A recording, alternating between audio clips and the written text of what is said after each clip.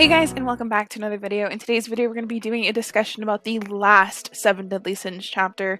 I was trying to do a live reaction to this last week during a live stream. I actually attempted it 3 times, but each time that I tried, YouTube took it down for copyrighted content, even though with each progression, each time that I tried, I used less and less copyright information and it still took it down. And apparently a lot of YouTubers are having a problem with that. Not that I'm calling myself like a YouTuber, but like a lot of bigger YouTubers are having problems with that. So I apologize if you were there and you watched that and it kept cutting out. That was not my fault. That was YouTube's fault. And I felt really bad for it afterwards. But today we're going to be doing a discussion about it. Unfortunately, during one of the live streams, I did start reading it. And I don't want to lie to you guys, and I don't want to be like, oh, I don't know what's in this chapter. I do know what happens in this chapter, and I'm not going to fake a live reaction just because it's the last chapter. So what we're going to do is this discussion talking about the last chapter and what I thought of the story as a whole. Please, please, please leave your guys' opinions on the story as a whole now that it's wrapped up. I really want to know what you guys thought of it. Even the beginning, the middle, the end, all of it. I just want to hear you guys' opinions towards it because I think it's really important to hear back from you guys, especially when something ends. Again, I'm sorry that this is happening so late, but if you are new to my channel and this is your first video, I'm so sorry that it has to be the last Seven Deadly Sins one, but I do cover all of these different topics right here. So if you see something that you might like, go ahead and consider subscribing and hitting the notification bell because I do make new videos every single week. So getting into the actual discussion of the chapter, we open up the chapter with the author kind of going through his experience and his thank yous to us, the fans, which I thought was super, super sweet. Hiro Mashima, when Fairy Tail ended, didn't do that. I'm pretty sure he posted something on Twitter, but it wasn't something that was directed towards us in the actual chapter itself. So the fact that he took the time to make a pretty goofy looking page, but colored it in, everything like that, thanking us, telling us that he has 3 boxes worth of things that fans have sent him over the course of the story's time is really sweet. The fact that he's keeping everything. A lot of people tend to just get things and then like throw them out because but the fact that he's keeping them is really, really sweet. And I think that it's so important that he took the time to recognize that the story wouldn't have been anywhere without the viewers and the people who read and all of these different kinds of things that contribute to making the story bigger. Even though people on YouTube, especially bigger than me, criticize the story a lot, it gets the story a lot of exposure and it gets a lot of people talking about the story. So the fact that he kind of took the time to thank everybody as a whole was really, really nice. Me personally, the Seven Deadly Sins used to be one of my favorite manga ever. I was really obsessed with it at one point, and I was super excited to start doing YouTube videos on it. And in fact, this is the same shirt that I wore in my first Seven Deadly Sins review, and I had to like dig it out of the closet.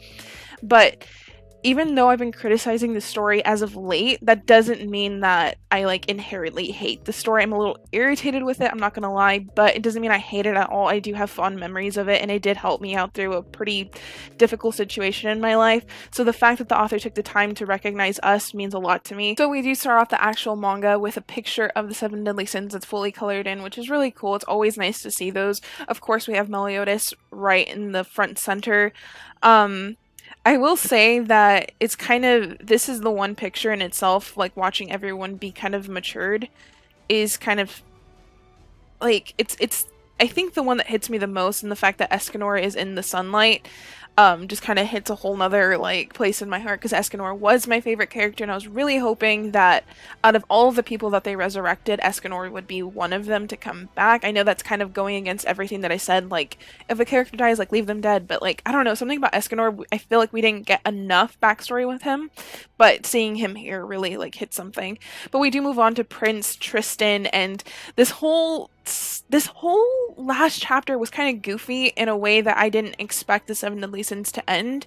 Of course, we have Tristan running around trying to hide from the Seven Deadly Sins because he's convinced that Meliodas and the Seven Deadly Sins are the demons of this whole like world. Like they're the ones that have caused so many issues. And at the end, of course, we see Gother share the memories with him of all of the Seven Deadly Sins going through different trials and like the bonds that they created and all of those memories, which was really, really sweet. I think that's a really cool way to end the story, not so much just giving us flashbacks from like the main character, but convincing someone that the seven deadly sins are like people that you shouldn't be afraid of by showing all of the things that have already previously happened. I think that was like really sweet in a way.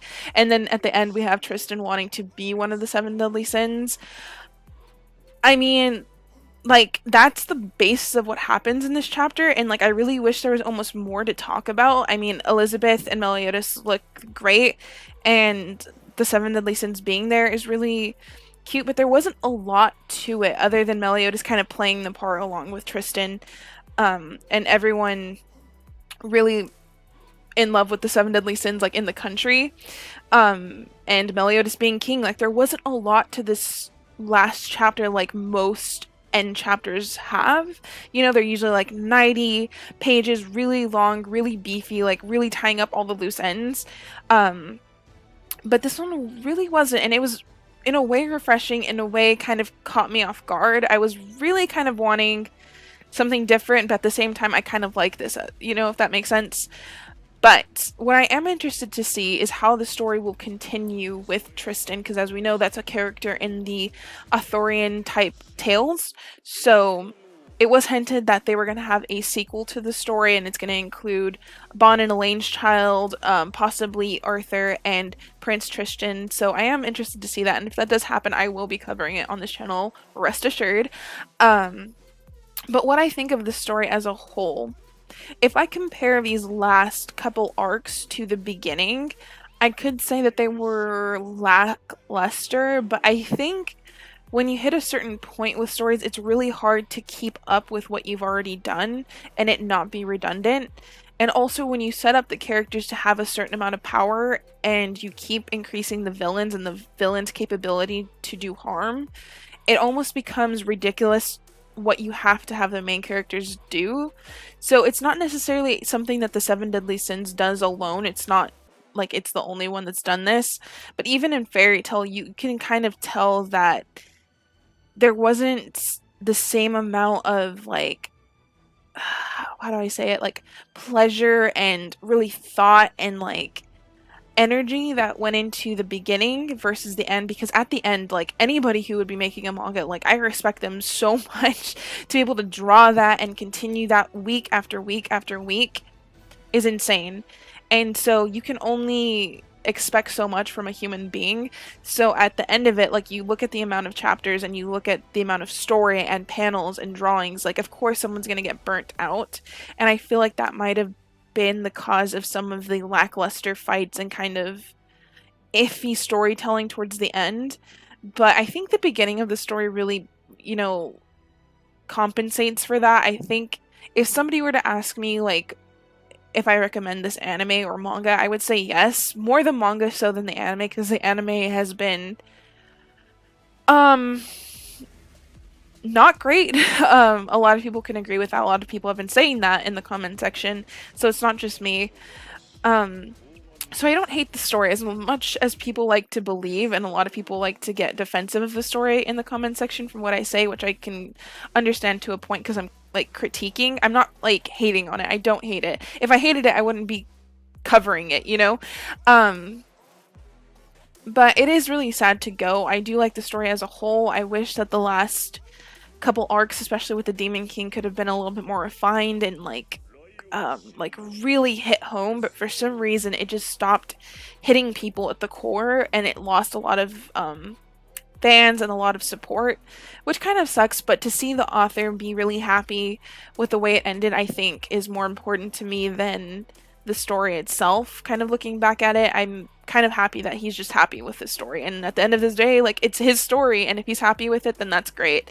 But other than that, like I don't want to dig too much into the negative of the Seven Deadly Sins. It's over. I'm not gonna like critique it to filth or anything like that. I like the story, and even though this last chapter wasn't what I expected, I don't hate it, and it was kind of refreshing compared to other endings to manga or anime or anything along those lines. So again, let me know what you guys think in the comment section below. Those of you who are subscribed to me for Seven Deadly Sins, comment, please recommend to me anything else that you would like seeing, because we do have a new slot open since Seven Deadly Sins is no longer going to be a thing.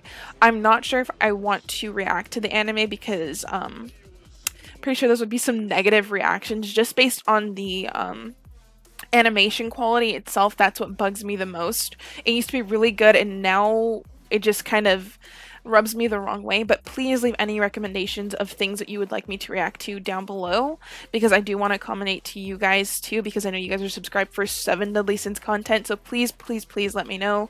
With everything going on, I hope you guys are safe and taking care of yourselves. Please relax at home, take it easy, and I will see you guys in my next video.